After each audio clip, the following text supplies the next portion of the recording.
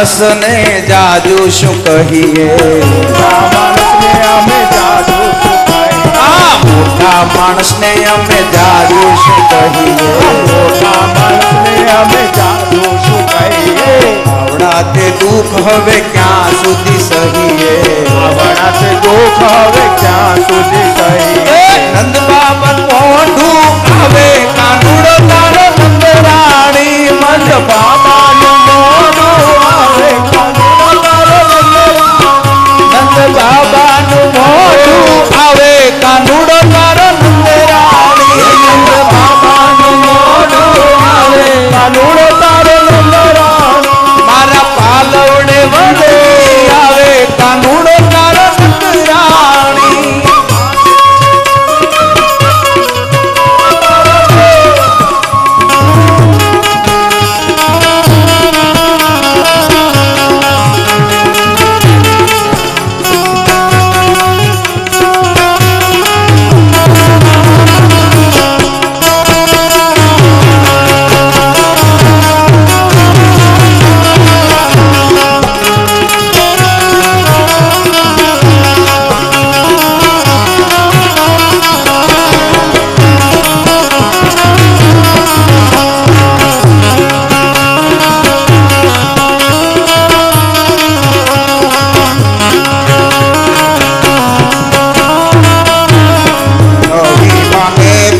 घर में पूरी राखशु, हवे नहीं माने तो घर में पूरी राखशु, हवे नहीं माने तो घर में पूरी राखशु, हवे नहीं माने तो घर में पूरी राखशु, चणिया ने चोली तारा कान ने पहरावशु, चणिया ने चोली तारा कान ने पहरावशु, चणिया ने चोली तारा कान ने पहरावशु, चणिया ने चोली तारा कान ने पहरावशु, भले गोविंद ने गोतवा तू आवे कानूड़ो तारो नंद राणी, भले गोविंद ने गोतवा तू आवे कानूड़ो तारो नंद राणी, भले गोविंद ने गोतवा तू आवे कानूड़ो तारो नंद राणी, भले गोविंद ने गोतवा तू आवे कानूड़ो तारो नंद राणी, मारा पालवड़े वलगी आवे कानूड़ो तारो नंद राणी, हमारा पालवड़े वलगी आवे कानूड़ो तारो नंद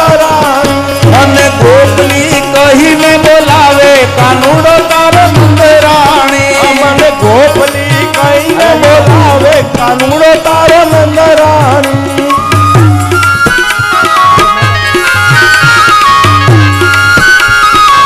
रावण सलीको राजियो भगत मेरु समा, आलाजी तारा हो, आलाजी तारा हो, आलाजी तारा हाथ वखाणो के परची तारा भगरा वखाणो, आलाजी तारा हाथ वखाणो के परची तारा भगरा वखाणो,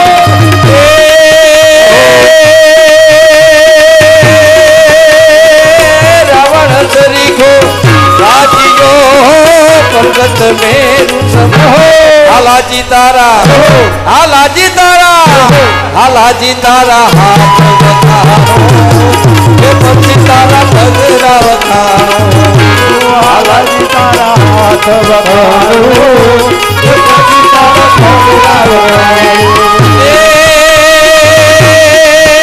तार तार पर सदा अमर पर अनुजो, सारे सार पर सदा अमर पर अनुजो, पर मर कर मेज करे,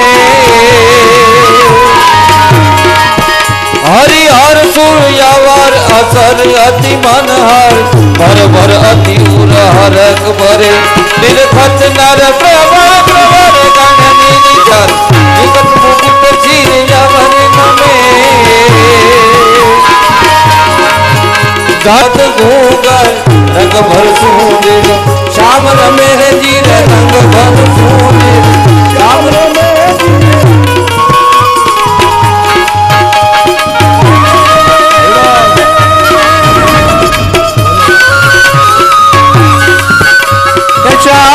गूंबिय लूबिय छूबिय जामर बादल केवलिया, शाड़ घूमी घूमी छोड़ियो अमर बादल देवलिया मोहलार मोहेली ने लाड बहेली मीर छोड़े नगले नलिया चंद्र गाज करे धड़यू पर अंबनियासन यू भरिया अजमाल नथूतण कुंवर आलम सोई तनीरत सांभरिया रे मन सोई तनीरत सांभरिया रे मन सोई तनीरत सांभरिया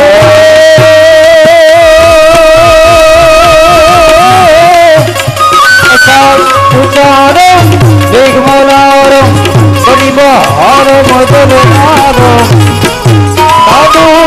तारम मयूर पुकारम हरिकतर ननीता नाली समारे व्यासकारम मन कुमार मणिकाजी राधे प्यारी ये मुलियारी गोकुलियाओ गिरिधारी रे तुम्हें गोकुलियाओ गिरिधारी रे तुम्हें गोकुलियाओ गिरिधारी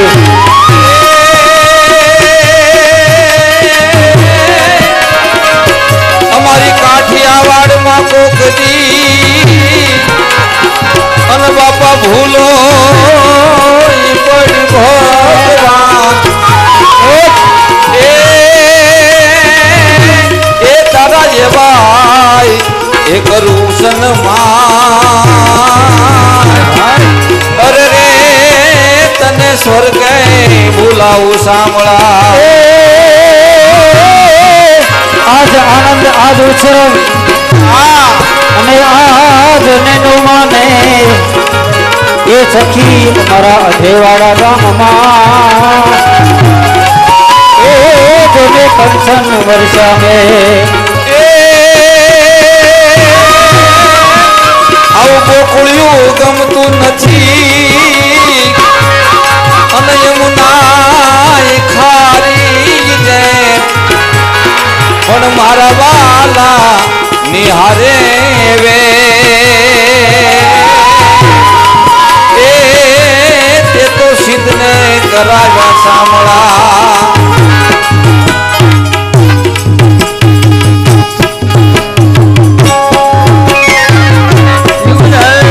हरिनाम संकीर्तन की शील रूपाद की गाय गौर प्रेमानंद संकीर्तन प्याये यजंति ही सुमेधस यजंति ही सुमेधस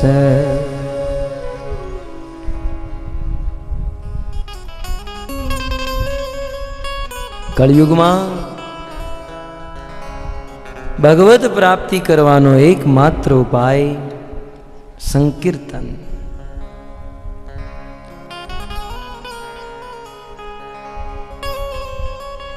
સાક્ષાત ભગવાન શ્રી કૃષ્ણ આજથી લગભગ 550 વર્ષ પૂર્વ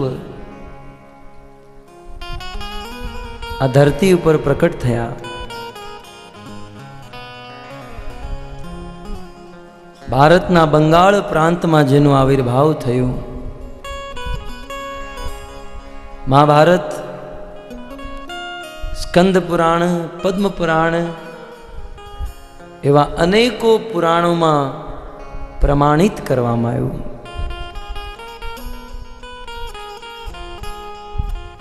શ્રી ચૈતન્ય મહાપ્રભુ જેનું નામ હતું, જેમણે કળિયુગમાં ભગવત પ્રાપ્તિ કરવાનો સરળ ઉપાય આપતા હરિનામ સંકીર્તન આંદોલન પ્રારંભ કર્યું.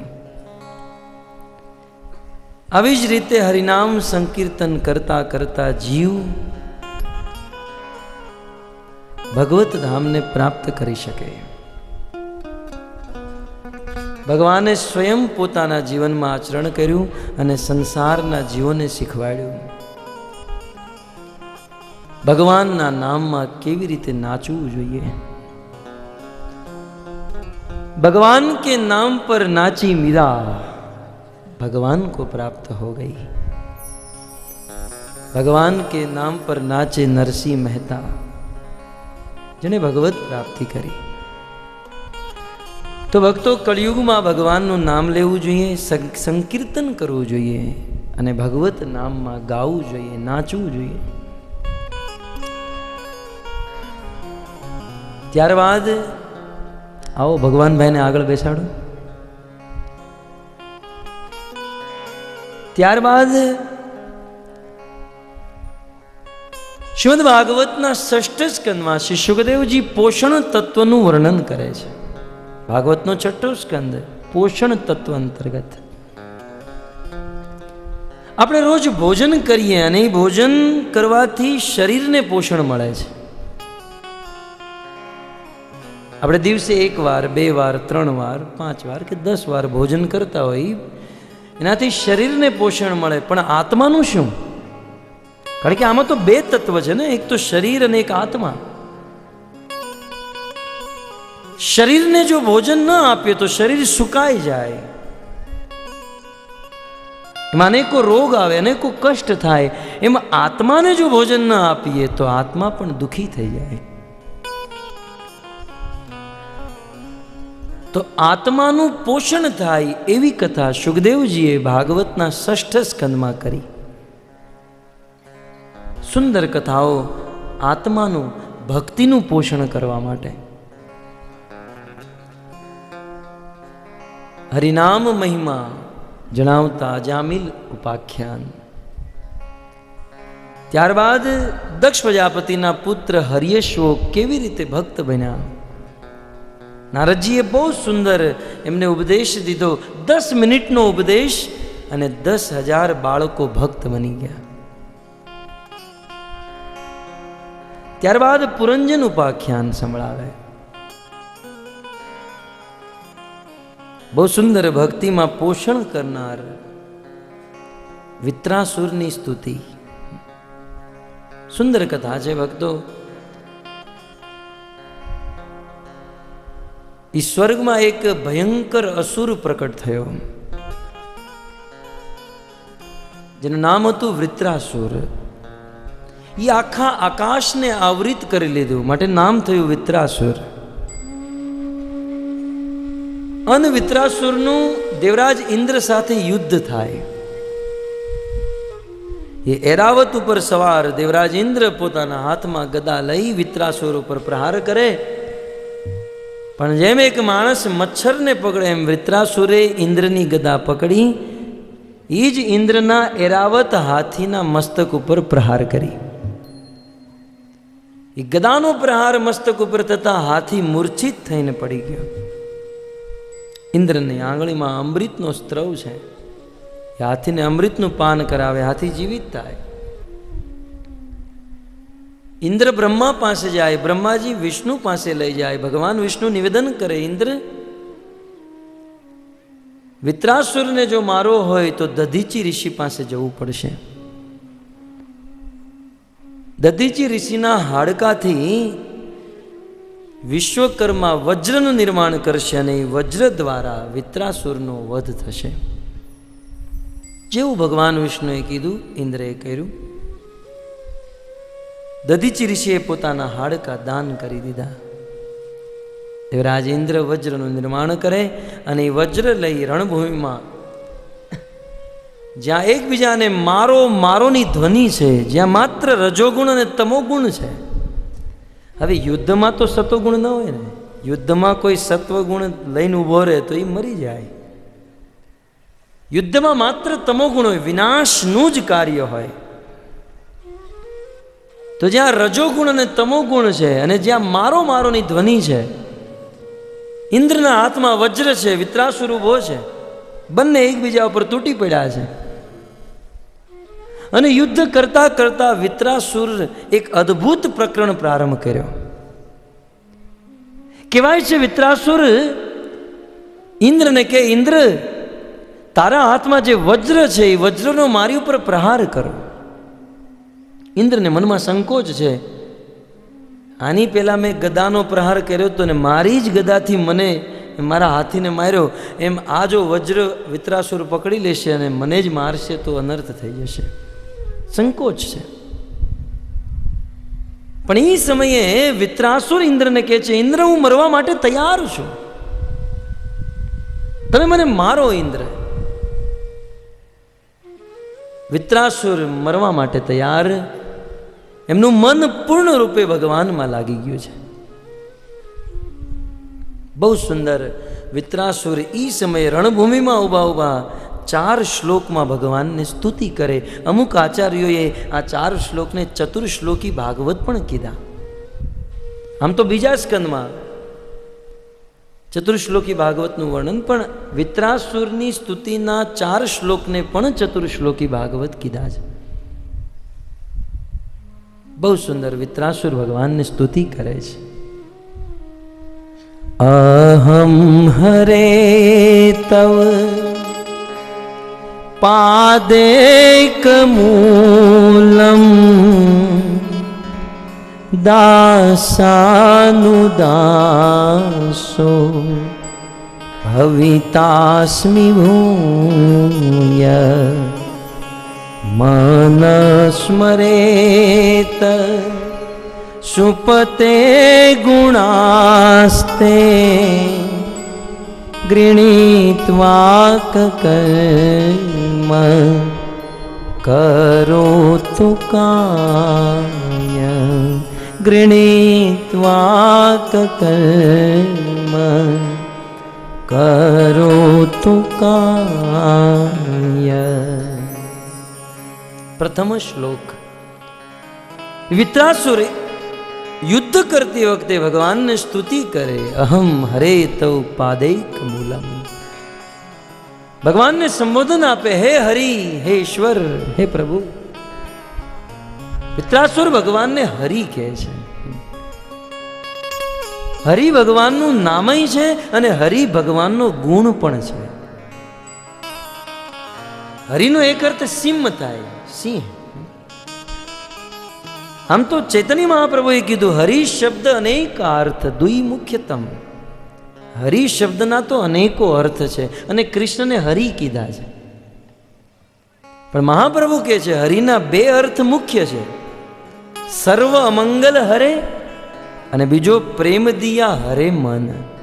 એક હરિનો અર્થ થાય જે હરિની ભક્તિ કરે, જે કૃષ્ણની ભક્તિ કરે, કૃષ્ણ એના બધા અમંગળ હરી લે, માટે કૃષ્ણને હરિ કહેવામાં આવે છે. જે પોતાના આશ્રિતોના, પોતાના ભક્તોના અમંગળ હરે, દુઃખ હરે, એ દુઃખ અમંગળ હરવાને કારણે કૃષ્ણને હરિ કીધા છે. ભગવાન રામ, ભગવાન કૃષ્ણની ભક્તિ કરો, નિશ્ચિત આપણા અમંગળ, આપણા દુઃખ હરી લેશે. ને એટલે જ તો જ્યારે પાર્વતીએ જિજ્ઞાસા કરી શિવજીને, મને રામકથા સંભળાવો, અને રામકથા સંભળાવતી પહેલે મંગલાચરણ કરતા શિવજીએ કીધું, મંગલ ભવન અમંગલ હારી દ્રવ ઉષુ દશરથ અજીર બિહારી. મંગલ ભવન અમંગલ હારી, જે મંગલના નિધાન છે અને જે પોતાના આશ્રિત જનોના, ભક્તોના અમંગળ હરવા વાળા ભગવાન રામ, એ દશરથ પુત્ર, દશરથ નંદન રામ, મારી ઉપર દ્રવિત થાઓ. શિવજીના વચન છે. હરિ જે ભક્તોના અમંગળ હરે. અને બીજો અર્થ પ્રેમ દિયા હરે મન, જે પોતાના ગુણ, રૂપ અને લીલાથી ભક્તોના મનને હરી લે, એને હરિ કહેવાય. તો આજે વિત્રાસુર ભગવાન હરિને પ્રાર્થના કરે છે, અહમ હરે તવ પાદૈક મૂલમ દાસાનુદાસો ભવિતાસ્મિ ભૂય. હે પ્રભુ, રણભૂમિમાં ઉભો છું, બસ હવે હું મરવા જઈ છું, મારે મરવું છે. અને ઇન્દ્ર, તમે શું સમજો છો? તમે મને મારશો ને હું મરી જઈશ, પણ હું મર્યા છતાંય વિજય થઈશ. તમે મને મારશો છતાં ઇન્દ્ર તમે હારેલા છો. કારણ કે મને મારવાથી ઇન્દ્ર તને શું મળશે? તને સ્વર્ગ મળશે. અને સ્વર્ગ તેતમ ભૂતવા સ્વર્ગ લોકમ વિશાલમ. સ્વર્ગ ભલે વિશાળ હોય, એમાં સુખની માત્રા પણ વિશાળ હોય, પણ એ સ્વર્ગમાં રહેલા દેવતાને એકના એક દિવસે જ્યારે પુણ્ય ક્ષીણ થાય ત્યારે સ્વર્ગને છોડવું પડે, આ પૃથ્વી ઉપર પાછું આવવું પડે છે. મને મારી તમને સ્વર્ગ મળશે અને એ સ્વર્ગને એકના એક દિવસ છોડવું પડશે. પણ ઇન્દ્ર, હું તો મરીશ અને મર્યા છતાં મને વૈકુંઠ મળશે, મને ભગવત ધામ પ્રાપ્ત થશે, જેને ક્યારેય છોડવું નથી પડતું. હું તો મર્યા છતાંય જીતેલો છું અને તમે જીવતા છતાંય હારેલા છો. ઇન્દ્ર મારો, હું મરવા માટે તૈયાર છું. એ દેવરાજ ઇન્દ્ર વજ્રનો પ્રહાર કરે. 100 વર્ષ સુધી વજ્ર વિત્રાસુરના ગળા ઉપર ઘસે, ત્યારે વિત્રાસુરનું મસ્તક તૂટે અને આકાશમાંથી જેમ એક પર્વત પડે એમ વિત્રાસુર ભૂમિ પર ધરાશાયી થયા. પણ એ ભાગીરથી ગંગાના કિનારે સુખદેવજીની સભામાં પરીક્ષિત મહારાજે પ્રશ્ન પૂછ્યો. મહારાજ, જે અસુર હતો, આસુરી યોનિમાં જેનો જન્મ થયો અને અને અને સ્થાને કોઈ ઉચિત નહોતું, રણભૂમિ હતી, જેનું શરીર તમોગુણી છે, અને જે તમોગુણી સમયમાં એ યુદ્ધ સમયે ભગવાનને સ્તુતિ કરી. આપણે તો ઘરે સતોગુણી વાતાવરણમાં બેઠા હોય છતાંય સ્તુતિ નથી કરતા, ભજન નથી કરતા. આટલા સારા વાતાવરણમાં પણ આપણે જ્યારે ભજન ભક્તિ નથી કરી શકતા, તો એ તો તમોગુણી વાતાવરણમાં, તમોગુણી શરીરમાં, છતાંય એણે ભગવાનને સ્તુતિ કરી. આનું કારણ શું છે? ત્યારે સુખદેવ ગોસ્વામી મહારાજ પરીક્ષિતને ઇતિહાસ સંભળાવે. પરીક્ષિત, આ વિત્રાસુર પૂર્વ જન્મમાં ચિત્રકેતુ નામના રાજા હતા. મને નિત્યાનંદ પ્રભુએ ના પડે છે કે ચિત્રકેતુ રાજાની કેટલી પત્ની તમારે બોલવાનું નહીં, કારણ કે લોકોને વિશ્વાસ નહીં થાય. અમારા નીતિ નિપુણ પ્રભુ, કારણ કે 1 કરોડ લાખ નહીં, કેવી રીતે વિશ્વાસ થાય આ સાધારણ મનુષ્યને? કારણ કે આજનો મનુષ્ય તો એકમાં જ પરેશાન હોય, 1 કરોડમાં કેવી રીતે વિશ્વાસ કરે? તો આપણે અસંખ્ય રાખીએ. રાજા ચિત્રકેતુની અસંખ્ય રાણીઓ હતી, અસંખ્ય રાણીઓ. આખી સૃષ્ટિના ચક્રવર્તી સમ્રાટ હતા મહારાજ ચિત્રકેતુ. પણ દુર્ભાગ્ય એવું કે આટલી બધી પત્ની હોવા છતાંય કોઈ સંતાન નહીં. એક દિવસ અંગીરા નામના ઋષિ રાજા ચિત્રકેતુના રાજ્યમાં પધાર્યા. અને અંગીરા ઋષિના મનમાં એવો ભાવ હતો કે રાજા ચિત્રકેતુને ઉપદેશ આપીશ, એ હાથમાં માળા આપીશ, ભગવાનનું ભજન કરે, ભક્તિ કરે. તો અંગીરા ઋષિ રાજા ચિત્રકેતુના રાજ્યમાં ગયા. રાજા ચિત્રકેતુ સ્વાગત કરે. હવે અંગીરા ઋષિ પ્રવચન ચાલુ કરે એની પહેલા તો રાજાએ પોતાનું પ્રવચન ચાલુ કર્યું. અમુક લોકોના ઘરે જઈએ ને, આપણા મનમાં એવું હોય કે આપણે કંઈક ઉપદેશ આપશું, કંઈક ભક્તિ કરશે, પણ આપણે બોલીએ એની પહેલાં તો એ બોલવાનું ચાલુ કરે. અમારું આ ઘર આવા 5 છે, ત્યાં ઓફિસ છે, છોકરાઓ સારું છે ને, આમ છે ને તેમ છે ને, ત્યાં 1 કલાક સમાપ્ત થઈ જાય. સાધુ સંત મહાત્માઓ જ્યારે ઘરે આવે ત્યારે એમના ચરણોમાં બેસી જિજ્ઞાસા કરવી જોઈએ, કંઈક ઉપદેશ સાંભળવા જોઈએ. રાજા ચિત્રકેતુ ઉપદેશ સાંભળવાની બદલે પોતાનું દુઃખ ગાવા માંડ્યા. મહારાજ, હું બહુ દુઃખી છું, આટલી બધી રાણીઓ, આટલી બધી પત્નીઓ, આટલું મોટું રાજ્ય, આટલું ધન સંપત્તિ, પણ કોઈ સંતાન નહીં. બહુ રડ્યા, બહુ રડ્યા. અંગીરા ઋષિના ચરણોમાં પડી નિવેદન કરે, કંઈક આશીર્વાદ આપો, મને સંતાન થાય. અંગીરા ઋષિ આશીર્વાદ આપે કે તમને સંતાન થશે, એનું નામ હર્ષ શોક રાખજો. થોડા સમય પછી રાજા ચિત્રકેતુની જ્યેષ્ઠ રાણીના ગર્ભેથી એક બાળકનો જન્મ થયો. રાજા ચિત્રકેતુ પ્રસન્ન થયા. નાનું એવું બાળક એના ઘરે રમે છે. અન્ય રાણીઓ એક દિવસ એક કમરામાં બેઠી હતી અને આપસમાં વિચાર કરે કે લો, હવે તો આ મોટી રાણીને ત્યાં દીકરાનો જન્મ થયો. હવે દીકરો મોટો થશે તો એ રાજકુંવર બનશે અને એની માતા રાજરાણી બનશે ને આપણે બધી દાસીઓ. શું કરવું બેન, શું કરવું, શું કરવું? આ બધી વિચાર કર્યો. એક કામ કરીએ, એ દીકરાને મારી નાખીએ. એક દિવસ એ બાળક ઘોડિયામાં સૂતું હતું, એને ઝેર પીવડાવી દીધું અને એ બાળક મરી ગયો. એ રાણી દુખી. રાજા ચિત્રકેતુને ખબર પડતા એના હોશ ઉડી ગયા. રાજા ચિત્રકેતુ બહુ દુખી થયા, બહુ રડ્યા. રાજા ચિત્રકેતુના બાળકનું મૃત્યુ થયું આ વાત અંગીરા ઋષિને ખબર પડી. અંગીરા ઋષિએ જોયું કે હવે રાજાને ઉપદેશ દેવાનો યોગ્ય સમય આવી ચૂક્યો છે. જ્યારે માણસ દુખી હોય ને, જ્યારે માણસ દુખી હોય, રડતો હોય, ત્યારે એનું હૃદય બહુ નરમ થઈ ચૂક્યું હોય, એટલે જ તો રડતો હોય. દુઃખને કારણે હૃદય કોમળ બને છે અને એ કોમળ હૃદયમાં શાસ્ત્રના ઉપદેશ અને સિદ્ધાંત ફિટ થઈ જાય. એટલે જ આપણા દેશમાં પરંપરા છે ને, જ્યારે કોઈનું મૃત્યુ થાય ત્યારે ગરુડ પુરાણની કથા બેસાડે. જે ગયા એ તો ગયા, પણ જે બચ્યા છે, જેને જવાનું છે, કમસે કમ એના હૃદયમાં દુઃખ છે, એ દુઃખમય અવસ્થામાં એ જ્યારે હૃદય કોમળ હોય, ગરુડ પુરાણ સાંભળે, વાંચે, કદાચ એનું હૃદય પરિવર્તન થઈ જાય, ભગવાનની ભક્તિના માર્ગે દોરાય. માટે આપણા ઋષિ મુનિઓની આ પરંપરા રહી.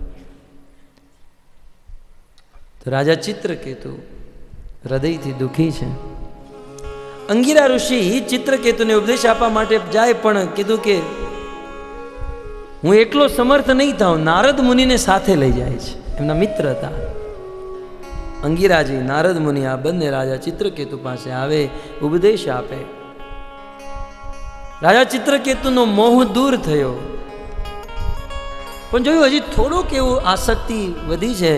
નારદ મુનિની કૃપાથી બાળક જીવતો થયો. જે મરી ચૂક્યો હતો એ બાળક જીવતો થયો અને એ બાળકે રાજા ચિત્રકેતુને ઉપદેશ દીધો. શું રડો છો તમે? હે, બાળક જે મરી ચૂક્યો હતો ને એ બાળક ઊભો થયો. હું દીકરો દીકરો દીકરો કહીને રડો છો? આની પેલા 10 જન્મમાં તમે મારો દીકરો બની ચૂક્યા છે, ખબર તમને? અને વાત સાચી, મેં એવું સંતોના મુખેથી સાંભળ્યું છે કે આ જન્મમાં આપણો જે સૌથી મોટો શત્રુ હોય ને, બીજા જન્મમાં આપણો દીકરો બને. આવું સંતોએ કીધું છે. શું દીકરો દીકરો? આની પહેલાના કેટલા જન્મમાં તમે મારા દીકરા બની ચૂક્યા, હું તમારો બાપ બની ચૂક્યો. તમને ખબર છે આ સંસારમાં કોણ કોનું છે? આત્મા એકલો આવે અને એકલો જાય છે. એ આત્મા પોતાનું કર્મ કરે, પોતાનું કર્મ ભોગવે અને બધા પોતપોતાનું કર્મ ભોગવે છે. કોણ કોનું છે? શા માટે તમે શોક કરો? શા માટે રડો છો? શું આ સંસારમાં કોઈ મરતું નથી? જાતસ્ય હિ ધ્રુવમ મૃત્યુ, જેનું જન્મ છે એનું મૃત્યુ નિશ્ચિત. આજે નહીં તો કાલે તમે પણ મરવાના, આ બધા મરવાના છે. એ ઓલો પુત્ર ઉપદેશ આપે, બહુ સુંદર ઉપદેશ. અને આ ઉપદેશ સાંભળી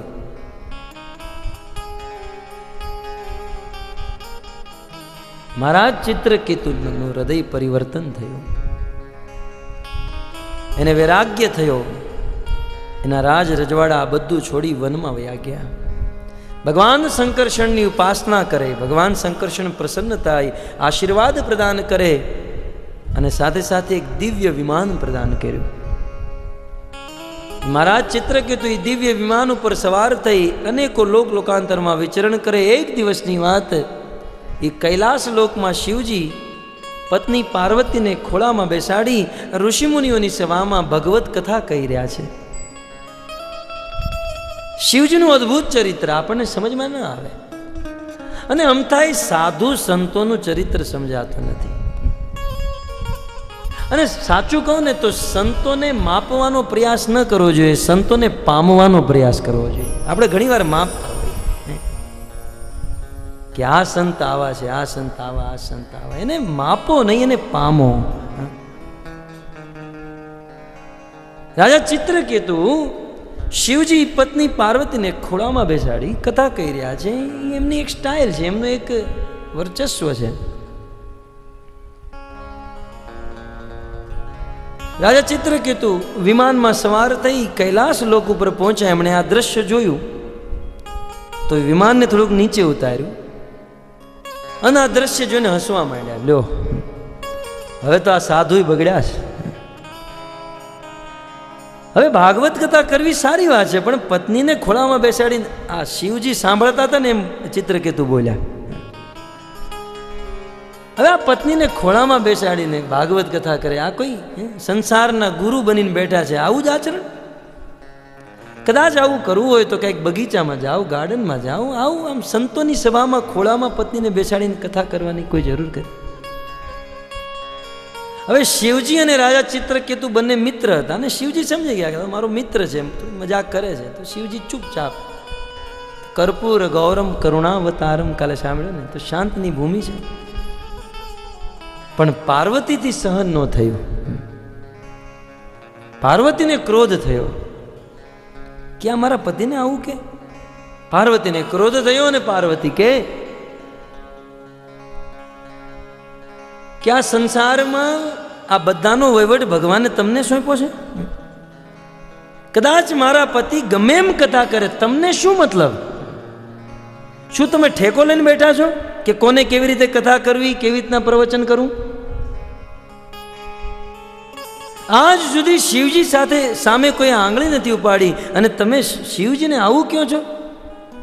તમે અસુર જેવું કામ કર્યું છે. હું તમને શ્રાપ આપું છું કે તમે અસુર બનો. દેવી પાર્વતીએ શ્રાપ આપી દીધા. મહારાજ ચિત્રકેતુ પોતાનું વિમાન નીચે ઉતારે, પાર્વતી પાસે આવે, બંને હાથ જોડી ક્ષમા યાચના કરે, કહે દેવી હું અહીંયા એટલા માટે નથી આવ્યો કે તમે આ શ્રાપ પાછો ખેંચી લો. તમે શ્રાપ દીધો શિરોધાર્ય છે. મારી માએ શ્રાપ દીધો છે, આ શ્રાપને હું શિરોધાર્ય કરીશ. પણ હું તમને નિવેદન કરું છું કે મેં કોઈ ઈર્ષાના ભાવથી, મેં કોઈ નિંદાના ભાવથી મેં શિવજીને આવું નથી કીધું. મેં તો એક મિત્રતામાં મજાક કરી અને એક મિત્રનો અધિકાર હોય મજાક કરવાનો. છતાંય જો તમને ખોટું લાગ્યું હોય તો મને ક્ષમા કરજો. તમારો શ્રાપ શિરોધાર્ય. આટલું કહી દેવી પાર્વતીનો શ્રાપ શિરોધાર્ય કરી ચિત્રકેતુ રાજા ત્યાંથી વયા ગયા. પણ શિવજીથી ન રહેવાનું. શિવજી ભરી સભામાં એ વાટઈ ન જોઈ કોઈની કે આ બધા જાય પછી ખીજાવ. એ બધાની સામે શિવજીએ કીધું પાર્વતી જોયું? અને તને બોલવાનું કીધું તું કોણે? અમુક સમયે ન બોલવામાં 9 ગુણ હોય. શા માટે તે ક્રોધ કર્યો? શિવજીએ મર્મ ભાષામાં કીધું. શા માટે? તે જોયું, ચિત્રકેતુ ચાહે તો તને પણ શ્રાપ આપી શકે. સાક્ષાત ભગવાન શંકર્ષણ પ્રસન્ન થયા છે. એ તને આ જ જગ્યાએ શ્રાપ આપીને ભસ્મ કરી શકે. પણ સંતોનો સ્વભાવ તો જો પાર્વતી. મહાત્મા ભૃત્ય ભૃત્યાનામ, ભગવાનના ભક્તોનો સ્વભાવ તો તમે જુઓ. સમર્થ હોવા છતાંય તમને કાંઈ ન કીધું ને હસતા હસતા વયો ગયો. બંને હાથ જોડ્યા, કોઈ વાંક નહોતો, કોઈ ગલતી નહોતી, છતાંય તમે એને શ્રાપ દીધો, તમારા શ્રાપને સ્વીકાર કર્યો, છતાંય તમને ક્ષમા યાચના કરે અને હસતા હસતા અહીંયાથી વયો ગયો. આને સંત, આને સાધુ કહેવાય. આ સાધુનો સ્વભાવ છે. તો દેવી પાર્વતીના શ્રાપને કારણે મહારાજ ચિત્રકેતુ વિત્રાસુરનું રૂપ ધારણ કર્યું હતું. વિત્રાસુર પૂર્વજન્મના રાજા ચિત્રકેતુ હતા, જેણે ભગવાનની બહુ ભક્તિ કરી હતી. એ પાર્વતીના શ્રાપને કારણે અસુરનું શરીર પ્રાપ્ત થયું હતું. પણ મૃત્યુ સમયે પૂર્વજન્મની ભક્તિ એને યાદ આવી અને ભગવાનને સ્તુતિ કરી. આમ સુખદેવ ગોસ્વામી મહારાજ પરીક્ષિતને રાજા ચિત્રકેતુની કથા સંભળાવી ભક્તિનું પોષણ કરે. ત્યારબાદ શ્રીમદ ભાગવતના 7મ સ્કંદમાં ઉતય તત્વ, બહુ સુંદર. ગત સત્રમાં આપણે પ્રહલાદ મહારાજની કથા સાંભળી. આશા થાય એ અનેકો જિજ્ઞાસા દરમિયાન નારદ મુનિ સંન્યાસ આશ્રમ સંન્યાસ ધર્મનું વર્ણન કરે, વાનપ્રસ્થ ધર્મનું વર્ણન કરે, બ્રહ્મચારીનો શું ધર્મ છે એનું વર્ણન કરે અને યુધિષ્ઠિર મહારાજ દ્વારા જિજ્ઞાસા તથા ગ્રહસ્થ આશ્રમનું વર્ણન કરે કે ગ્રહસ્થીને ભગવાનની પ્રાપ્તિ કરવા માટે શું કરવું જોઈએ. અનેકો શ્લોકમાં એક અધ્યાયમાં વર્ણન કરે છે. ગ્રહસ્થીને પોતાની ગ્રહસ્થીમાં રહી સાધુ સંતોનું સાનિધ્ય અને ભગવત કથા સાંભળવી જોઈએ, આવું નારદ મુનિ ઉપદેશ આપે છે. ઉપદેશ તો બહુ મોટો છે ભક્તો. ગત દિવસોમાં મુંબઈમાં અમારી દર વર્ષે કથા થાય તો 7 દિવસ સુધી માત્ર એક અધ્યાય ગ્રહસ્થ ધર્મના ઉપદેશ ઉપર અમે કથા કરેલી. ભાગવતના વિષયો બહુ વિસ્તૃત છે, બહુ ગહન છે. એને માત્ર 7 દિવસ કે 2 સત્રમાં કહીએ છતાંય એને પૂર્ણ ન કરી શકાય. આ તો એક મનને મનાવીએ કે ભાઈ અમે આખી કથા સાંભળી, બાકી આને ક્યારેય કોઈ આખું સાંભળી જ નથી શકતું. ભાગવતનો ક્યારેય અંત થઈ જ ન શકે. એક એક શ્લોક ઉપર વિદ્વાનો 6 મહિના 1 વર્ષ સુધી જો કથા કરતા હોય તો આમાં તો 18,000 શ્લોક. એક જન્મ ઓછો પડે ભાગવતને સમજવા.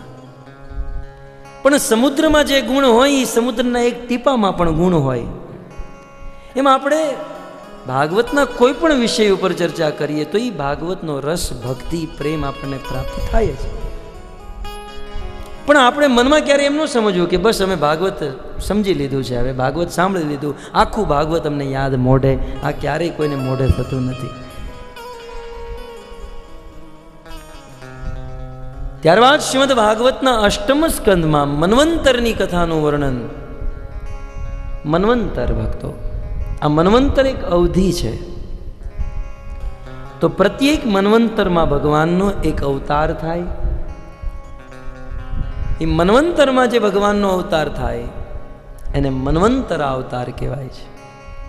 એ પ્રત્યેક મન્વંતરમાં ભગવાનનો એક મન્વંતરા અવતાર, એક ઇન્દ્ર અને એક મનુ આ વિશેષ રૂપે પ્રકટ થાય છે. તો મન્વંતરની કથા કરતા કરતા ચાક્ષુષ મન્વંતર અર્થાત ચતુર્થ મન્વંતરમાં ભગવાનનો એક અવતાર થયો, જે અવતારનું નામ હતું હરિ. ભગવાને હરિ નામક અવતાર લીધો અને ગ્રાહના મુખેથી ગજેન્દ્રનો ઉદ્ધાર કર્યો. આટલું સંક્ષિપ્તમાં સુખદેવજીએ કીધું તો મહારાજ પરીક્ષિતે જિજ્ઞાસા કરી, આ ગ્રાહ અને ગજેન્દ્રની કથા તમે થોડીક વિસ્તારથી સંભળાવો. હવે આને વિસ્તારથી સાંભળીએ તો આમાંય બીજા 7 દિવસ વયા જાય, પણ આપણે 7 મિનિટમાં આખી કથા સાંભળી લઈએ સંક્ષિપ્તમાં. ચાક્ષુષ મન્વંતરમાં ભગવાનનો અવતાર, બહુ સુંદર કથા. સુખદેવજી કહે છે કે સ્વર્ગમાં એક બહુ સુંદર ઉદ્યાન હતું અને એક બહુ સુંદર પર્વત, તેની 3 શિખા હતી. એક સોનાની જેમ, ચાંદીની જેમ, હીરાની જેમ ચમકતી હતી. એટલે 3 શિખાને કારણે એને ત્રિકૂટ પર્વત એનું નામ હતું. એ ત્રિકૂટ પર્વતની તળેટીમાં એક ઉદ્યાન હતું, બહુ સુંદર ઉદ્યાન. અને એ ઉદ્યાનમાં એક હાથી રહેતો હતો. એક હાથી. આજે તો વનનો રાજા સિંહ માનવામાં આવે, પણ એ સમયે એ આખા વનનો રાજા એ હાથી, જેનું નામ હતું ગજેન્દ્ર. એ ગજેન્દ્ર હાથી, એની અનેકો પત્નીઓ, એના અનેકો સંતાનો હતા. કહેવાય છે એ હાથી જ્યારે પોતાના સ્થાનેથી બહાર નીકળતો, એકલો નહીં, એની હજારો પત્ની અને એના બાળકોને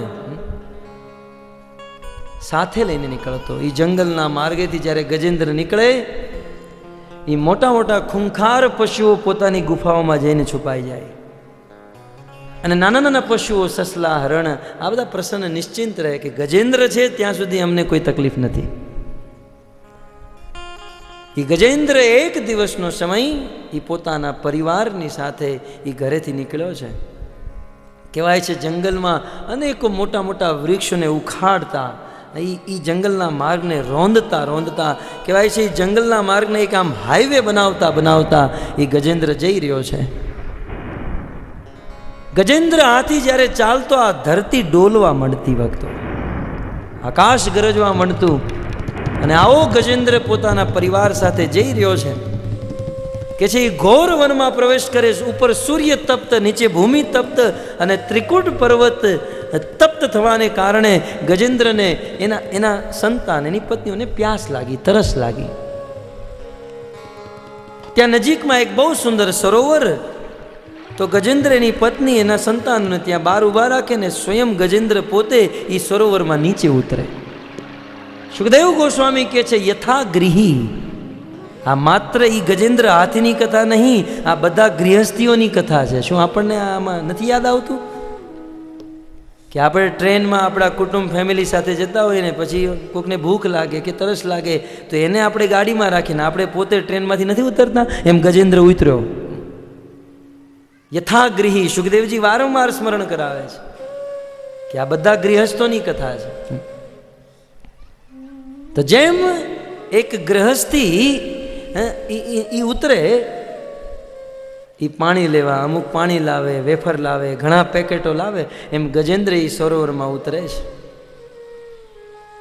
એ ગજેન્દ્ર પોતે પેલા પાણી પીવે અને પછી પોતાના પુત્રોને પાણી પીવરાવે, પત્નીઓને પાણી પીવરાવે. સુખદેવજી કહે છે બહુ સારું કાર્ય કર્યું, કરવું જ જોઈએ. એક ગૃહસ્થીમાં પુરુષનું કર્તવ્ય છે પત્નીનું પાલન કરે, સંતાનોનું પાલન કરે, કરવું જ જોઈએ, કરવું જ. ગજેન્દ્ર એ પત્ની પુત્રોને જળ પીવરાયું, પ્રસન્ન કર્યા. પણ હવે જે ગજેન્દ્ર એ કર્યું ને એ ન કરવું જોઈએ. એમાં ગજેન્દ્ર ફસાણ. પાણી પીને અંદરથી બહાર નીકળી ગયો ને તો ગજેન્દ્ર બચી જાત. પણ પાણી પીધા પછી ગજેન્દ્રએ વિચાર કર્યો કે પાણી બહુ સારું છે, આમાં આપણે થોડુંક, લોકો જાય છે ને ટીકુજીની વાડી, સૂરજ વોટર પાર્ક, એસએલ વર્લ્ડ, નાવા જાય છે. અમે બહુ જાતા, હું પરમ પ્રકાશ પ્રભુને વેકેશનમાં પહેલા. તો ગજેન્દ્રને વિચાર થયો કે ભાઈ આમાં થોડીક આપણે રમત રમીએ. ગજેન્દ્ર એ સરોવરનું જળ સૂંઢમાં લઈ એના સંતાનો ઉપર ફેંકવા માંડ્યો. અને સંતાનો એના જે હતા ને બધા મદનિયાઓ એ નાચવા માંડ્યા.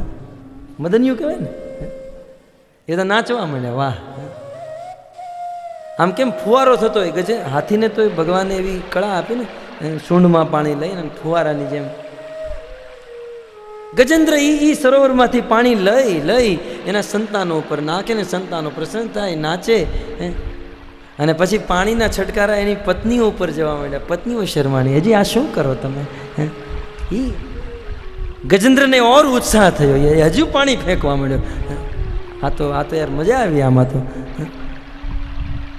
તો એ પત્ની એ સંતાનો સાથે ગજેન્દ્ર એવો રમવા માંડ્યો, મદમસ્ત થયો. હવે તો એ મતવાલો થઈ ગયો. વખત એ સરોવરનું જળ લઈ એ પત્નીઓ ઉપર ફેંકે, પુત્રો ઉપર ફેંકે અને બધા નાચે કૂદે. અને કરતા કરતા કરતા ગજેન્દ્રનું વિકરાલ શરીર હતું અને એ તેજ ગતિથી અંદરથી પાણી કાઢવા માટે એ સરોવરનું જળ આંદોલિત થવા માંડ્યું. અમુક લોકો નથી સ્વિમિંગ પુલમાં આમ ધુક્કો મારે ને આખું પાણી અડધું બારું આવી જાય, એમ ગજેન્દ્ર ઈ સરોવરમાં આમ પાણી કાઢવા માટે હલતો હતો તો આખું સરોવરનું જળ આમ આંદોલિત થવા માંડ્યું. અને એ સરોવરની ગહેરાઈમાં એક ગ્રાહ, એક મગર રહેતો હતો, ભયંકર ગ્રાહ. એને જોયું કે મારા ઘરે કોઈ આવીને આટલો ઉત્પાત, પાણી પીને વયો જાય તો કોઈ વાંધો નહીં, પણ આટલો ઉત્પાત. એ ગ્રાહ અંદર સરોવરના માર્ગે ગજેન્દ્ર પાસે આવે, ગજેન્દ્રનો પગ પકડે. એ ગ્રાહે ગજેન્દ્રનો પગ પકડ્યો, પણ છતાંય ગજેન્દ્રને પહેલા અહેસાસ ન થયો. એ કેન્સર હોય, ટીબી હોય, પહેલા સ્ટેજમાં કોઈને અહેસાસ થતો જ નથી, સીધો ત્રીજો જ આવે. આજ સુધી મેં એવું સાંભળ્યું નથી. પહેલો સીધો આમ ફલાણા ભાઈને કેન્સર, ત્રીજું સ્ટેજ, ત્રીજું. પહેલામાં ક્યાં કોઈને ખબર રહે છે? એમ ગ્રાહે પકડ્યું છે. ગ્રાહની પકડ ગજેન્દ્રને થઈ, પણ પોતાના કુટુંબમાં, પરિવારમાં એટલો મદમસ્ત હતો. હું વારંવાર યાદ કરાવું, કુટુંબ પરિવારની સેવા કરવી કર્તવ્ય છે, એમનું ધ્યાન રાખવું, એનું પાલન પોષણ. પણ આસક્તિની વાત છે અહીંયા. ગજેન્દ્ર એટલો આસક્ત થયો, એટલો મદમસ્ત થયો કે ભૂલી ગયો કે મને ગ્રાહે પકડ્યો છે. જો શરૂઆતમાં જ એને ખબર પડી ગઈ હોત તો એ ગ્રાહના બંધનથી મુક્ત થાત, પણ નહીં, એ મદમસ્ત આસક્ત છે. હજુ ગજેન્દ્ર આસક્ત છે, હજી રમી રહ્યો છે, પણ ગ્રાહે ગજેન્દ્રના પગની પકડ થોડીક મજબૂત કરી. ત્યાં ખબર પડી કે આ બીજું સ્ટેજ આવી ગયું છે.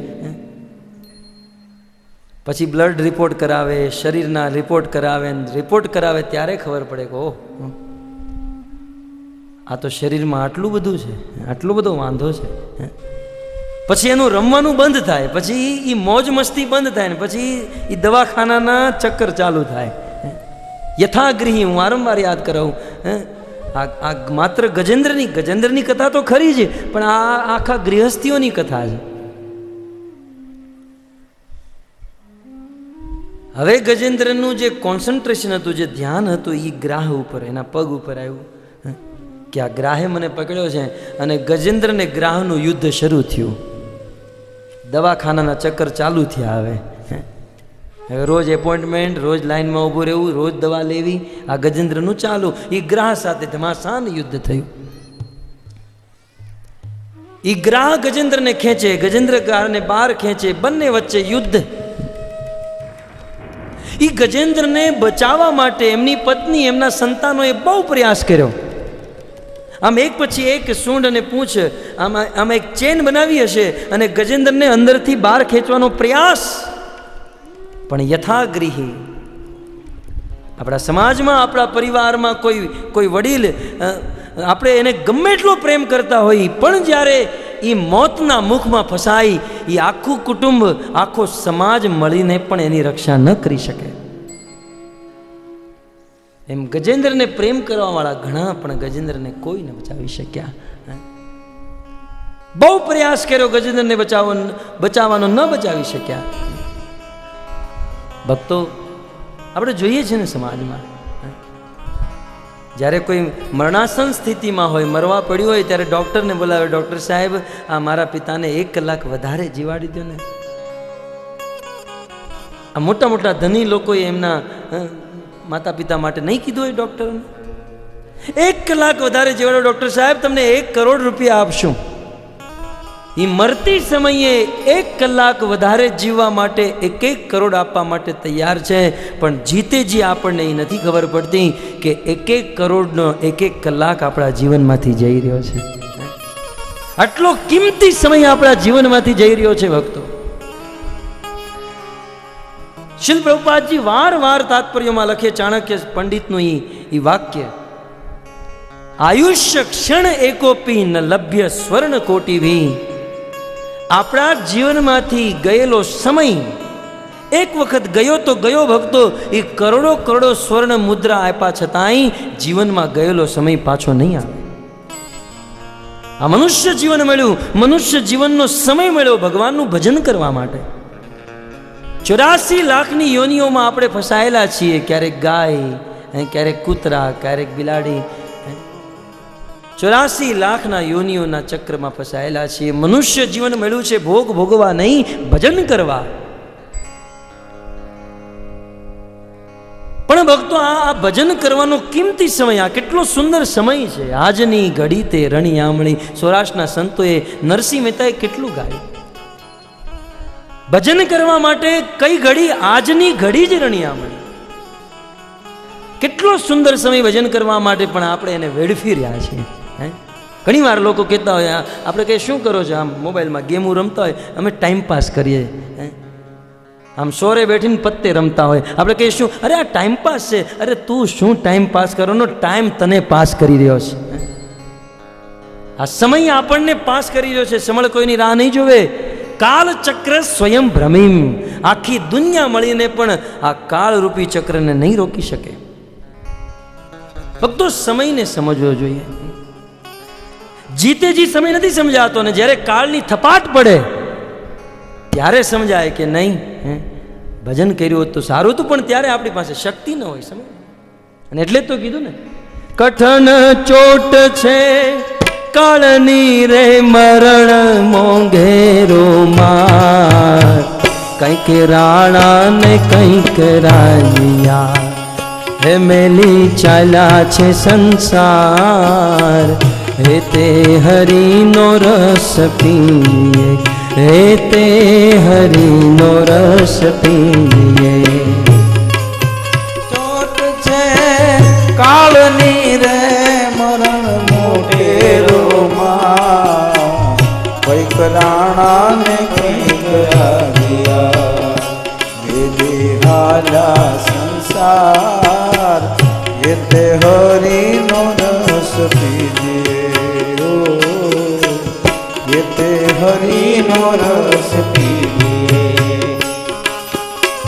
સંસાર ધુમાડાના બાચકાને સાથે આવે નહીં કોઈ, રંગ પતંગનો ઉડી જશે જેમ આકડાનો થોર, એ તે હરિનો રસ પીએ.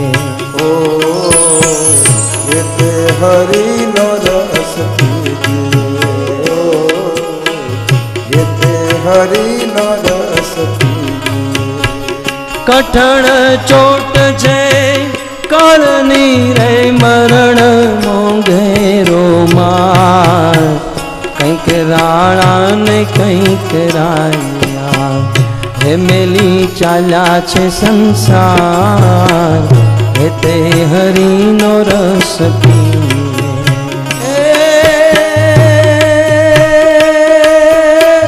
કોના છોરું ને કોના વાસરું ને કોના માને રે બા, અંતકાળે રે જાવું એ કરું, સાથે પુણ્ય ને પાપ, એ તે હરિનો રસ પીજે, ઓ એ તે હરિનો રસ પીજે.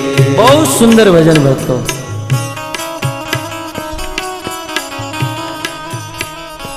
કે છે એક માળી બગીચામાં ફૂલ વીણતો હોય, એ સમયે જે કળીઓ છે એમ વિચાર કરે કે ભલે આજે આપણને નથી વીણી રહ્યો, પણ આપણા શિર ઉપર આપણા મસ્તક ઉપર એ ધાર છે, આજે નહીં તો કાલે, આજે આનો વારો તો કાલે આપણો વારો. માળી વીણે છે રૂડા ફૂલડા રે કળિયું કરે છે વિચાર, આજનો દિન રણિયામણો, હે કાલે આપણે શિરધાર, હે તે હરિનો રસ પીએ.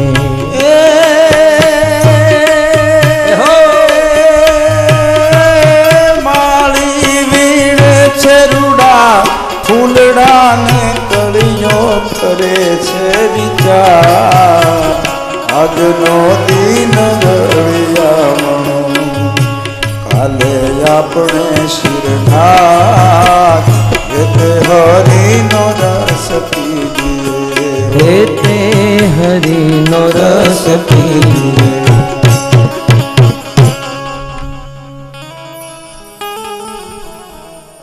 એ આખું પરિવાર છે ભક્તો. માત્ર ગજેન્દ્ર જ નહીં, આપણે બધા ઈ ગ્રાહના મુખમાં, કાળરૂપી ગ્રાહના મુખમાં ફસાયેલા છે.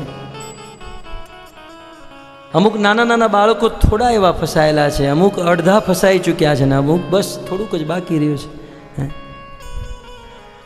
બાકી ગ્રાહના મુખમાં છીએ આપણે ભક્તો. ગજેન્દ્રને એ ગ્રાહ સાથે યુદ્ધ થાય, કહેવાય છે આકાશમાં દેવતાઓ પ્રકટ થયા, પણ પ્રકટ જ થયા, કાંઈ કરી ન શકે. આવે લોકો આવે હોસ્પિટલમાં ખબર કાઢવા શું થયું, પણ બસ એ પૂછે જ, બીજું કાંઈ કરી ન શકે. એમ દેવતાઓ પ્રકટ થયા અને યુદ્ધ જોવે, પણ શું કરી શકે? 1000 વર્ષ સુધી યુદ્ધ ચાલ્યું. ધીરે ધીરે ગજેન્દ્રની શક્તિ ઘટતી ગઈ, ગ્રાહની શક્તિ વધતી ગઈ, કારણ કે ગ્રાહ તો પોતાના ઘરમાં ને જમીન ઉપર ભૂમિ ઉપર આવા કદાચ સેંકડો ગ્રાહ હોત તો ગજેન્દ્ર ક્યારનો ઉછાળીને ફેંકી દીધા હોત, પણ ગજેન્દ્ર બિચારો બીજાના ઘરે ફસાયો છે. સ્થાનમ પ્રભાવમ ન બલમ પ્રભાવમ, સ્થાનનો પ્રભાવ ગ્રાહ ગજેન્દ્રને ખેંચે છે. અને ખેંચતા ખેંચતા વત્સ સરોવરે લઈ જાય. આખો ગજેન્દ્ર ડૂબાય છે. એ ગજેન્દ્ર હાથનું ખાલી મસ્તક વધ્યું છે. બસ એ ગજેન્દ્રને ડૂબવાની તૈયારી, બસ હાહાકાર મચી ગયો. ગજેન્દ્રની પત્ની, એના સંતાનો.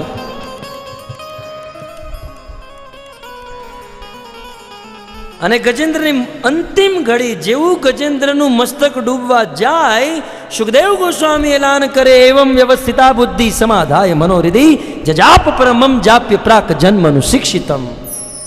એ પૂર્વ જન્મમાં કરેલો સ્ત્રોત ગજેન્દ્રને યાદ આવે અને મરતી સમયે ગજેન્દ્ર ભગવાનને યાદ કરે. બસ હવે મરવા જ જઈ રહ્યો છે, એનું મસ્તક ડૂબવા જ જઈ રહ્યું છે, અને એ સમયે ગજેન્દ્ર ભગવાનને યાદ કરે. हे गोविंद हे गोपाल अब तो जीवन हारे. हे गोविंद हे गोपाल अब तो जीवन हारे. सूरदास जी की कलम है भक्तों. हे गोविंद हे गोपाल अब तो जीवन हारे. हे गोविंद हे गोपाल अब तो जीवन हारे. नीर पीवन है तू गयो सिंधु के किनारे. नीर पीवन है तू गयो सिंधु के किनारे. नीर पीवन है तू गयो सिंधु के किनारे. नीर पीवन है तू गयो सिंधु के किनारे. चार प्रहर युद्ध भयो लई गयो मजदारे. चार प्रहर युद्ध भयो लई गयो मजदारे. चार प्रहर युद्ध भयो लई गयो मजदारे. चार प्रहर युद्ध भयो लई गयो मजदारे. नाक कान डूबन लागे कृष्ण को पुकारे. नाक कान डूबन लागे कृष्ण को पुकारे. नाक कान डूबन लागे कृष्ण को पुकारे. नाक कान डूबन लगे कृष्ण को पुकारे. द्वारिका में शब्द गयो शोर भयो भारे. द्वारका में शब्द भयो घोर भयो भारी. द्वारिका में शब्द गयो शोर भयो भारे. द्वारका शब्द भयो शोर भयो भारी. शंख चक्र गदा पत्थर लई सिधारे. शंख चक्र गदा पद्म गरुड़ लई सिधारे. हे गोविंद हे गोपाल अब तो जीवन हारे. हे गोविंद हे गोपाल अब तो जीवन हारे. ये मरती समये गजेंद्र भगवान कृष्ण ने याद करे, हे हरि हे ईश्वर. ये गजेंद्र अनेकों श्लोकों में भगवान ने स्तुति करे. घણીવાર આપણને એવું થાય કે આપણે અહીંયા ભગવાનનું નામ લઈએ તો શું ભગવાન એમના ધામમાં બેઠા બેઠા સાંભળતા હશે? શું ભગવાનને ખબર પડતી છે આપણે આ માળા કરીએ છીએ, એકાદશી રહી છે, ભગવાનનું નામ લઈએ છીએ? પણ કહેવાય છે મરતી સમયે ગજેન્દ્ર ભગવાન વિષ્ણુનું, ભગવાન હરિનું નામ લીધું, અને એ ગજેન્દ્રના મુખેથી નીકળેલો શબ્દ આ બ્રહ્માંડને પાર કરી જનલોક, મરલોક, તપલોક, સત્યલોક, બ્રહ્મલોક, કહેવાય છે આ બ્રહ્માંડને પાર કરી ગજેન્દ્રનો શબ્દ એ ભગવાનના ધામ વૈકુંઠમાં ગયો, અને ભગવાનના કાનમાં ગજેન્દ્રનો શબ્દ ગુંજવા લાગ્યો. હે ગોવિંદ હે ગોપાલ જીવન હારે. हे गोविंद हे गोपाल अब तो जीवन हारे. ભગવાનના કાનમાં ગજેન્દ્રના શબ્દો ગુંજવા માંડ્યા, અને ભગવાન વિષ્ણુ, ભગવાન હરિ કહેવાય છે પોતાના સોનાના સિંહાસન ઉપર બિરાજમાન હતા. ગજેન્દ્ર દ્વારા પુકારતા જ ભગવાને કૂદકો માર્યો. લક્ષ્મી પૂછે, જામવંતી પૂછે, સત્યભામા, રૂકમણી, પ્રભુ ક્યાં? પણ આજે ભગવાન પાસે જવાબ દેવાનો સમય નહીં. ભગવાને કૂદકો માર્યો ગજેન્દ્રની રક્ષા કરવા માટે. ગરુડજીએ કીધું, પ્રભુ તમે મારી ઉપર બેસો, હું તમને તરત પહોંચાડું. અને ભગવાન વિષ્ણુ ગરુડજી ઉપર સવાર થાય. ગરુડ ભગવાનને લઈ ગજેન્દ્ર પાસે જઈ રહ્યા, પણ ભગવાન કહે છે, ગરુડ તું જલ્દી ઉડ. આજે ભગવાન વિષ્ણુને ગરુડની ગતિ મંદ લાગી રહી છે. भगवान वारंवार गरुड़ ने कहते मेरे भक्त की रक्षा करनी है, गरुड़ जल्दी कर सर पर सधारिया मर पर यंग सरकार करे अनहर सूर्यवर यतर यति मनहर बल बल यति युर हरत परे કહેવાય છે જ્યારે લક્ષ્મીજીએ પૂછ્યું પ્રભુ તમે ક્યાં જાઓ છો, ભગવાનને કેવું તું હાથી પાસે જાઓ છો, કહેવાય છે હા હા અક્ષર લક્ષ્મી પાસે હતો અને થી બોલતા બોલતા તો ભગવાન ગજેન્દ્ર પાસે પહોંચી ગયા. તાવ ટમક ટમકતા દુરદા कदमो मल्हार गिरा हो बिज शब्द पुकारत जागत बिज बिज को गिरा तब कड़ड़ कड़ड़ तब हो कड़ड़ हो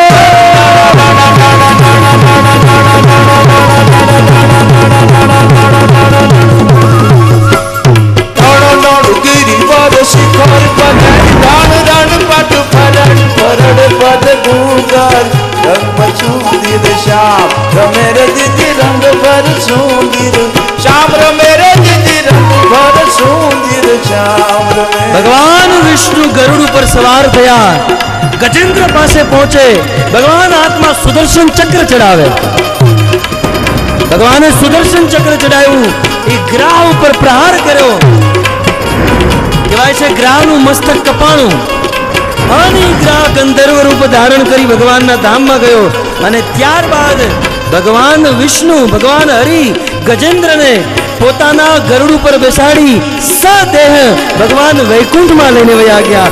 દેવતાઓ પ્રગટ થયા, પુષ્પોની વૃષ્ટિ કરવા માંડ્યા અને ભગવાનની જય જયકાર થઈ. બોલે શ્રી કૃષ્ણચંદ્ર ભગવાન કી જય. ને બોલાવ્યા અને ભગવાન આવ્યા, એમ આવે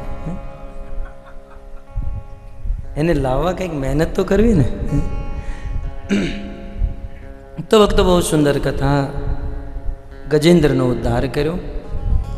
આ કથાનું રહસ્ય તત્વ બપોરના સત્રમાં હું તમને કહીશ. ષષ્ઠ મન્વંતરની કથા સુખદેવ ગોસ્વામી સંભળાવે, જેમાં દેવતા અને દાનવો દ્વારા સમુદ્ર મંથન થયું અને એ સમુદ્ર મંથનમાં ભગવાને અજીત અવતાર ધારણ કર્યો અને ત્યારબાદ મોહિની રૂપ ધારણ કરી ભગવાને દેવતાઓને અમૃતનું પાન કરાવ્યું. દેવતાઓએ અમૃત પીધું, શક્તિશાળી બન્યા અને દેવાસુર સંગ્રામ થયો, દેવતા અને દાનવોનું યુદ્ધ. એ દેવાસુર સંગ્રામમાં અમૃત પીવાને કારણે દેવતાઓએ બધા અસુરોનો વધ કર્યો, બધા અસુરોનું વિધ્વંસ થયું. દેવતાઓ સ્વર્ગના રાજા થયા. અસુરોના ગુરુ શુક્રાચાર્ય જ્યારે પાછા આવ્યા, જોયું કે આ બધા અસુરો મરી ચૂક્યા છે. એમણે મૃત સંજીવની વિદ્યા દ્વારા દૈત્ય ગુરુ શુક્રાચાર્યએ દૈત્યોના ચક્રવર્તી સમ્રાટ અસુરોના રાજા બલિ મહારાજને જીવિત કર્યા અને બીજા જેટલા અસુરોના હાથ પગ નહોતા કપાણા એ લોકોને મૃત સંજીવની વિદ્યા દ્વારા જીવિત કર્યા. શુક્રાચાર્ય બલિ મહારાજ જે અસુરોના રાજા હતા એને જીવિત કરી બલિ મહારાજ દ્વારા બહુ સુંદર યજ્ઞ કરાયો. કહેવાય છે અનેકો બ્રાહ્મણોને બોલાવી, ભૃગુવંશી બ્રાહ્મણોને બોલાવી શુક્રાચાર્યએ બલિ મહારાજ દ્વારા યજ્ઞ કરાયો. બલિ મહારાજ યજ્ઞમાં નિયુક્ત થયા. બલિ મહારાજ યજ્ઞ કરવા માંડ્યા અને દેવતાઓ ભોગ કરવા માંડ્યા અને બેવનું પરિણામ તમને હમણાં જોવા મળશે. ભૃગુવંશી બ્રાહ્મણને બોલાવી યજ્ઞ થયો. યજ્ઞથી અગ્નિ દેવતા પ્રસન્ન થયા અને પ્રસન્ન થઈ વિશ્વજીત નામના યજ્ઞમાં અગ્નિ દેવતા પ્રસન્ન થયા. બલિ મહારાજને બહુ સુંદર રથ પ્રદાન કર્યો, આયુધ પ્રદાન કર્યા. સાક્ષાત પ્રહલાદ મહારાજ પ્રગટ થયા અને વિજય માળા પહેરાવી. અન બલિ મહારાજ અનેકો અસ્ત્ર શસ્ત્રથી સુસજ્જિત થઈ દેવતાઓ ઉપર ચડાઈ કરી, કારણ કે દેવતાઓ ભોગોમાં મસ્ત હતા.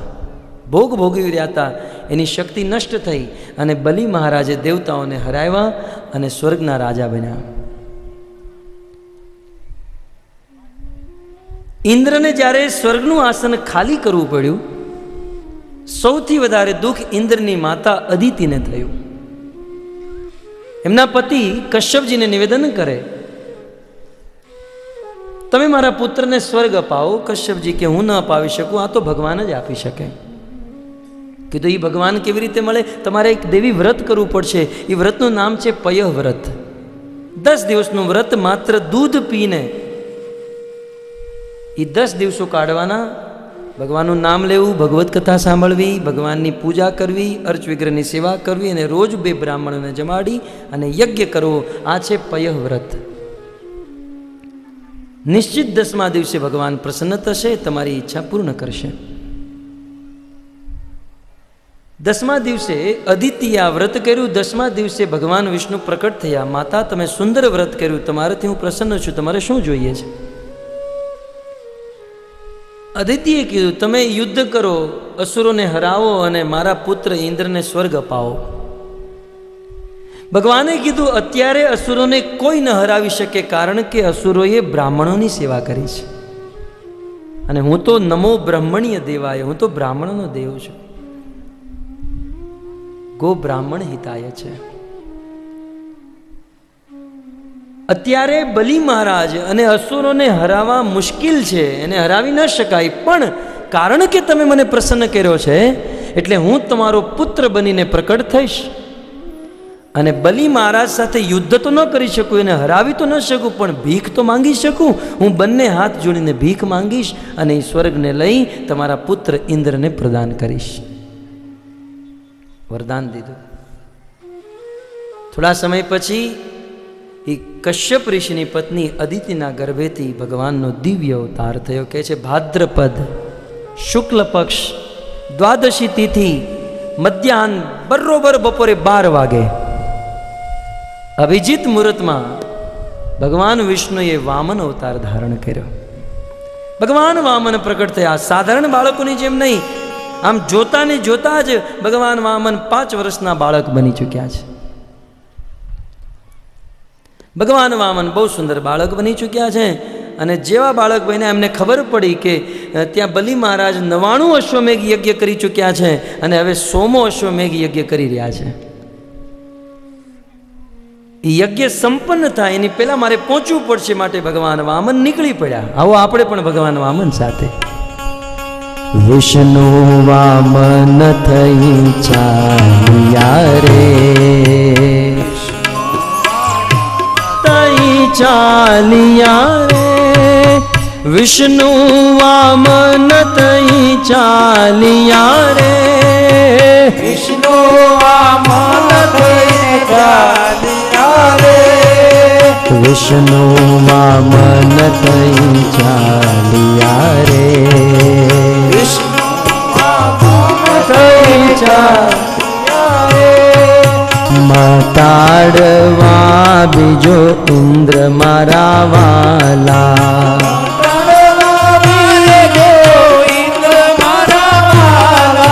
મટાડવા બીજો ઇન્દ્ર મારા વાલા,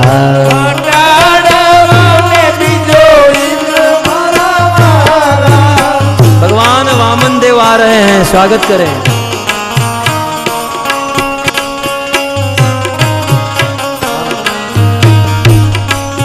श्वेते ते छत्र शिरे धरियो रे,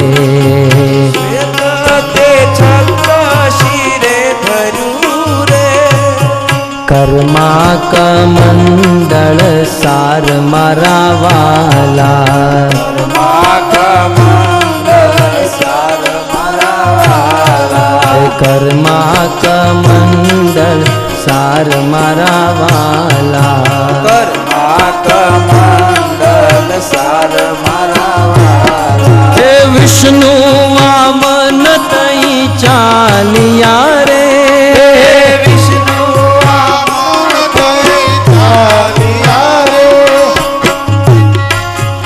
ભગવાન વિષ્ણુએ વામન અવતાર ધારણ કર્યો છે. આમ તો ભગવાનનું નામ ઉપેન્દ્ર હતું, પણ એમની હાઈટ બહુ ઓછી હતી, એમનું કદ બહુ ઓછું હતું, એટલે એનું નામ થયું વામન. અને જેવા ભગવાન વામન પ્રકટ થયા એ જ સમયે સૂર્ય દેવતા આવે, ભગવાન વામનને ગાયત્રી મંત્રનો ઉપદેશ કરે. દેવતાઓના ગુરુ બૃહસ્પતિ પ્રકટ થયા અને ભગવાન વામનને જનોઈ પહેરાવે. કશ્યપજી બહુ સુંદર મેખલા આપે. દેવી પૃથ્વી ભગવાન વામનને મૃગચર્મ પ્રદાન કરે. વનના સ્વામી ચંદ્રમા ભગવાન વામનને હાથમાં દંડ પ્રદાન કરે. અને અદિતિ ભગવાન વામનને બહુ સુંદર કોપિન અને ઉત્તરીય વસ્ત્ર પહેરાવે. દેવતાઓ ભગવાન વામનને છત્ર આપે. બ્રહ્માજી ભગવાન વામનને કમંડળ આપે. સપ્તર્ષિએ ભગવાન વામનને કુશ દીધું અને સરસ્વતી ભગવાન વામનના ગળામાં રુદ્રાક્ષની માળા પહેરાવે.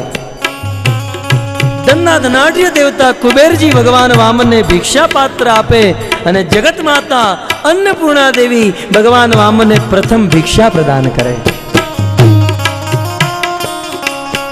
મૃગ ચર્મ કાખમાં શોભતું રે, મૃગ ચર્મ કાખમાં શોભતું રે, ત્રિપુંડ ભાલ વિશાલ મારા વાલા, ત્રિપુંડ ભાલ વિશાલ મારા વાલા, હે વિષ્ણુ વામન તઈ ચાલિયા રે, વિષ્ણુ વામન થઈને ચાલ્યા રે, વેદ ગર્ભવાલ જગાવતારે, વેદ ગર્ભવાલ જગાવતારે, વેદ ગર્ભવાલ જગાવતારે, આ વેદ ગર્ભવાલ જગાવતારે, યજ્ઞોપવિત ના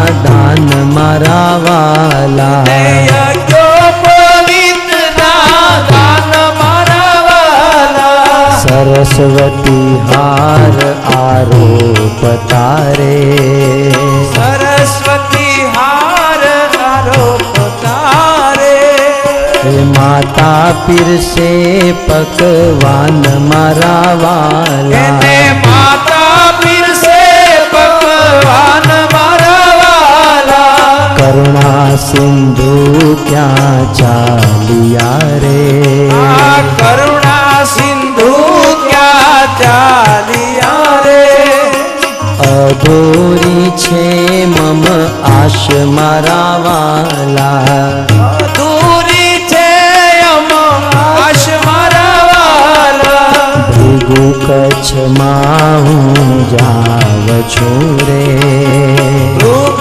કચ્છમાં હું જાવ છું રે, હણવા બલીનું અભિમાન મારા વાલા, હણવા બલીનું અભિમાન મારા વાલા, આ વિષ્ણુ વામન તઈ ચાલિયા રે, વિષ્ણુ વામન તઈ ચાલિયા રે,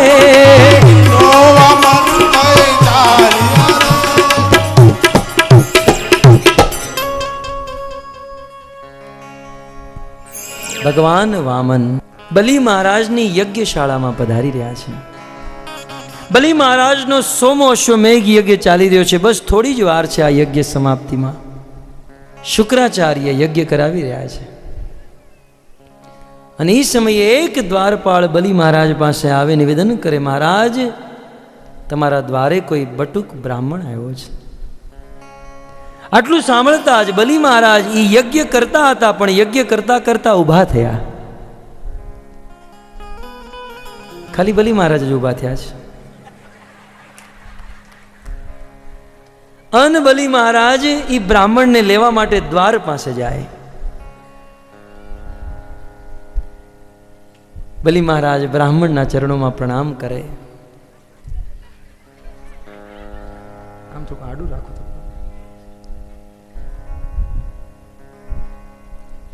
બલિ મહારાજ નિવેદન કરે કે પ્રભુ આજે તમે અમારા આંગણે પધાર્યા છો, આજે અમે ધન્ય થઈ ગયા.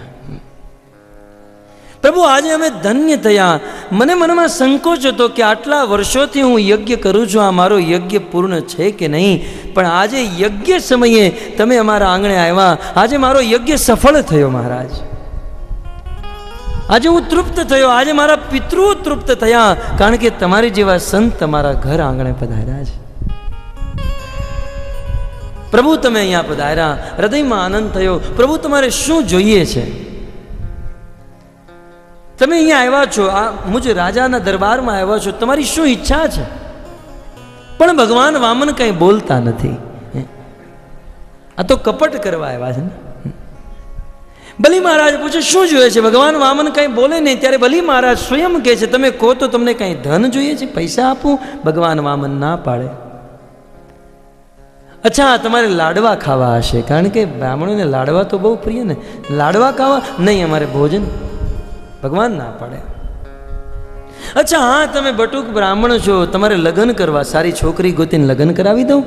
નહીં, મારે લગ્ન પણ નથી કરવા. બલિ મહારાજ પૂછે શું જોઈએ, શું જોઈએ? ત્યારે ભગવાન વામને કીધું, મારે 3 પગ ભૂમિ જોઈએ છે. ભગવાન વામન કે 3 પગ ભૂમિ. બલિ મહારાજ કે પણ 3 પગ? અરે 3 વીઘા માંગી લો, 3 ગામ માંગી લો. નહીં, મારે 3 પગ. ભગવાન વામન ઉપદેશ આપે, હું સંતુષ્ટ બ્રાહ્મણ છું. હવે કેટલા સંતુષ્ટ તો 2 મિનિટ પછી ખબર પડશે, પણ કે હું સંતુષ્ટ બ્રાહ્મણ, બ્રાહ્મણોને સંતુષ્ટ રહેવું જોઈએ, માટે મારે 3 પગ ભૂમિ જોઈએ. બલિ મહારાજ કે તમે 3 પગ માંગો, તમે બાળક છો. ઇતિહાસ આવવાળું ભવિષ્ય શું કહેશે કે આ તો બાળક કરતો, બાળકને માંગતા ન આવડ્યું તો શું બલિને દેતાય ન આવડ્યું? વારંવાર બલિ મહારાજ કે વધારે માંગો, વધારે માંગો, પણ 3 પગ માત્ર ભૂમિ માંગે છે. બલિ મહારાજે કીધું ઠીક છે, તમે 3 પગ જોઈએ ને, હું મારા જે અમુક અસુરો જેનું બહુ મોટી હાઈટ છે, બહુ મોટા કદવાળા, એના પગેથી મપાવીને આપું. નહીં, ભગવાન કે મારા 3 પગ. ત્યારે બલિ મહારાજ હાથમાં જળ લઈને સંકલ્પ, હું તને આ સંકલ્પ કરવા નહીં દઉં, નહીં કરવા દઉં. તને ખબર નથી, આ સાક્ષાત વિષ્ણુ છે અને આ વિષ્ણુ તારું બધું હરી લેશે. ત્યારે બલિ મહારાજ કહે છે, કદાચ આ વિષ્ણુ હોય તો આની કરતા મારું મોટું સૌભાગ્ય કયું? અખિલ બ્રહ્માંડ નાયક મારા ઘર આંગણે આવે અને હું એને મારી આખી ભૂમિનું દાન કરી દઉં. શુક્રાચાર્ય કે યાદ કરે બલિ, તું મરી ચૂક્યો તો મેં તને જીવન દાન દીધું છે, તારે મારી વાત માનવી જ પડશે. પણ બલિ મહારાજ શુક્રાચાર્યની વાત માનતા નથી, અને શુક્રાચાર્ય ક્રોધ કરી બલિ મહારાજને ત્યાગી ત્યાંથી વયા ગયા. શુક્રાચાર્ય વયા ગયા. બલિ મહારાજ એના ગુરુને ત્યાગી દીધા અને હાથમાં જળ લઈ સંકલ્પ કરે. એ ભગવાન વામને નિવેદન કરે, પ્રભુ તમારે જે જમીન સારી લાગતી હોય, જે પ્લોટ તમને ગમતો હોય ત્યાંથી માપવાનું શરૂ કરો. અને ભગવાન વામન ઊભા થયા. ભગવાન વામન ઊભા થાય અને પોતાનું શરીર વિકરાલ કરે.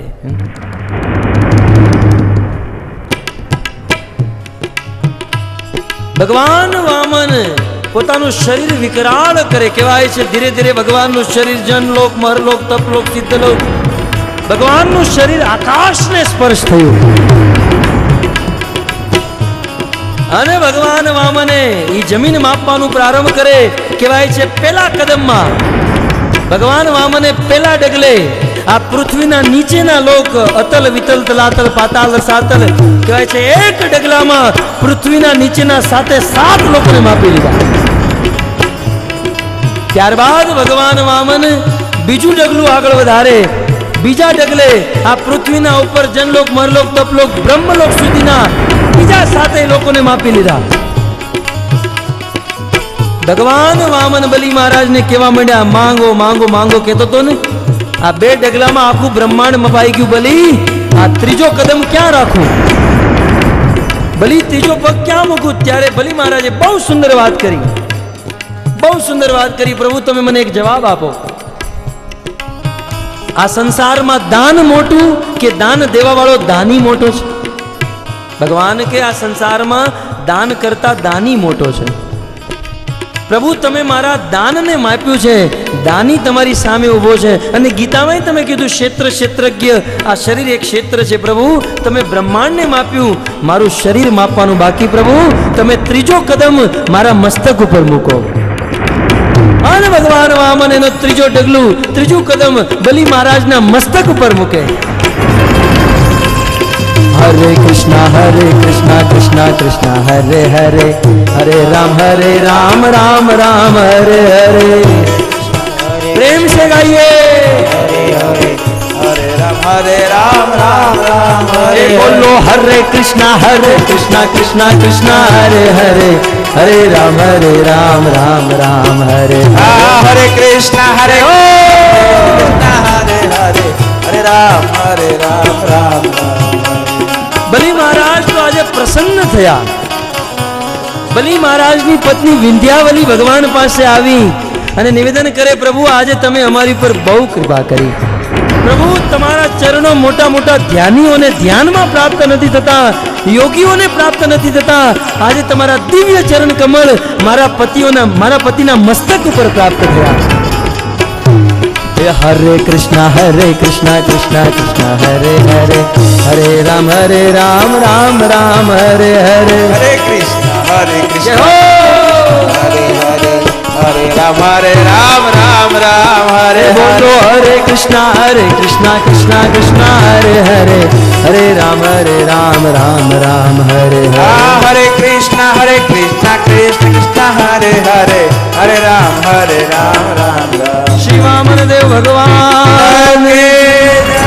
આમ ભગવાન વામને ત્રીજો કદમ બલિ મહારાજના મસ્તક ઉપર મૂકે. ભગવાન પ્રસન્ન થયા અને ભગવાન વામને બલિ મહારાજને કીધું, બલિ આ સપ્તમ મન્વંતરમાં સ્વર્ગના રાજા પુરંદરને ઇન્દ્ર બનવા દો, 8મા મન્વંતરમાં હું તમને સ્વર્ગના રાજા બનાવીશ, પણ 8મા મન્વંતર સુધી તમે સૂતલ લોકમાં જાઓ અને સૂતલ લોકમાં જઈને રાજ કરો. બલિ મહારાજે કીધું, પણ પ્રભુ મને તમારા દર્શન નહીં મળે. ભગવાન વામને કીધું, બલિ તમે મને આટલું મોટું દાન કર્યું, તમે આત્મસમર્પણ આત્મનિવેદન કર્યું, તમારી ભક્તિથી હું પ્રસન્ન છું. તમે સૂતળ લોકના રાજા બનો તો હું સૂતળ લોકનો દ્વારપાળ બનીશ.